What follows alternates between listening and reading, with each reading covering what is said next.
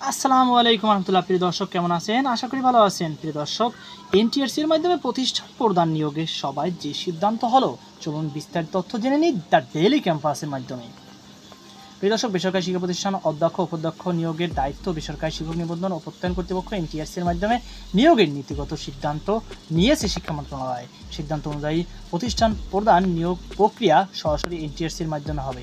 বুধবার ৩ সেপ্টেম্বর শিক্ষা মন্ত্রণালয় মাধ্যমিক ও উচ্চ শিক্ষা বিভাগের অনুষ্ঠিত সভায় এমন সিদ্ধান্ত হয়েছে। সভা সূত্রে জানা গেছে, এখন একটি কমিটি গঠনের মাধ্যমে বিভিন্ন দপ্তরের অর্ডিন্যান্সগুলো সংশোধন করা হবে।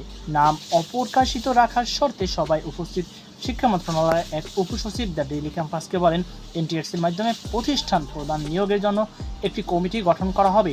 মাধ্যমিক ও উচ্চ শিক্ষা বিভাগের অতিরিক্ত সচিব মাধ্যমিক 2 মিজানুর রহমান কমিটির আহ্বায়ক হবেন।